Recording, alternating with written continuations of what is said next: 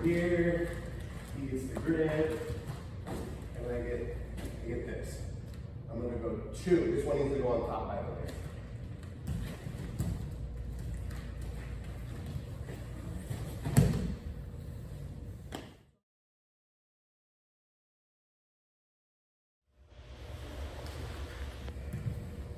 This position right here, you want to develop this with your sparring partners so that you don't lose your balance, right? I don't want her to sweep me like this, right? And I also want to hold her in place.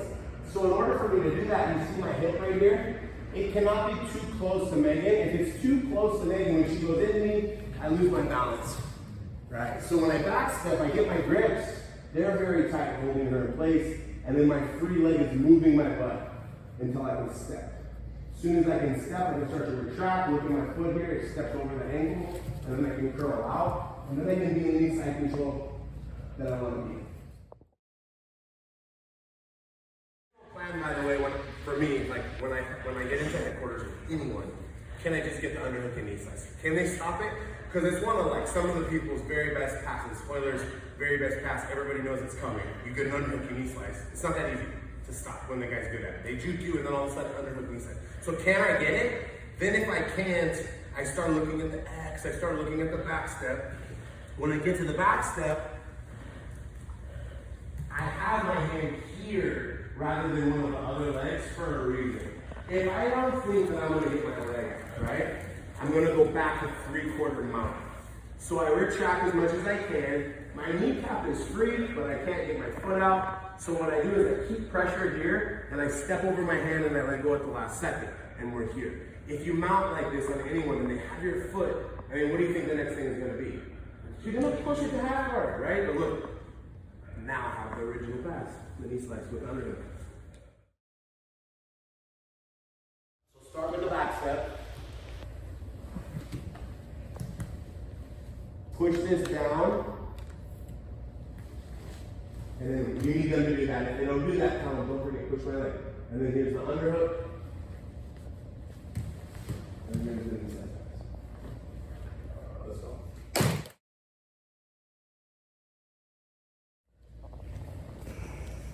You see how it's already right here?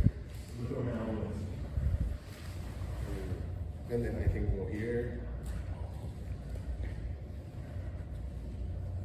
There's the holds, right? And when I'm inside control, I have a lot of options, but I like that grip right here for putting pressure on his face. And then I'm gonna look to undo the key, okay? Take your time because we're learning right now. Once you get this mastered, everything will move faster, right? But you just need to memorize. So you need to get the gi out and like loosen it a little bit. So I punch up and then I feed it to the other hand, okay? So if you don't already understand this, this is a very powerful grip. It's the same thing as if I was doing this, only have a free hand now. So it's crazy difference. So if I can feed that out and then I can make it really tight right here, I can put pressure on the shoulder, and this is tough, okay? So the first thing I'm gonna go for is I put my hand here, pinning him down. He's really tight here because of the grip, and I'm gonna toss up to knee on belly, okay? Right? What I want to do is put the pressure on him long enough to where his hand starts to go to the knee. As soon as it goes to the knee, I take over, and I switch the grip, okay? This hand is here for balance. When I do the cross choke, I'm not grabbing what I would normally grab this. I'm grabbing this. It's way, way stronger, right? So as he starts to push a little bit, I have the cross choke. And I'm gonna drop the hammer and it's really heavy. Right, and then if it doesn't work, we have a bunch more. So I'm gonna go here, here, here, make him push on the knee, and then I'm gonna go here. If you lose your balance, your hand is here, right?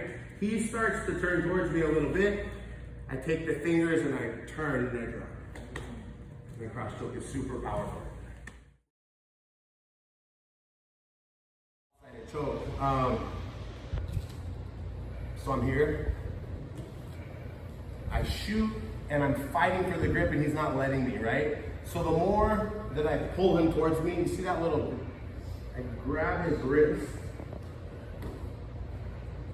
pull back, wrist, and then I pull him and lay on top. And then I need a wrinkle. I can go deep. If you can go here, but I like deep for that grip, where the fingers go inside. And then my elbow's pushing his head, and I'm leaning, and I'm pulling up.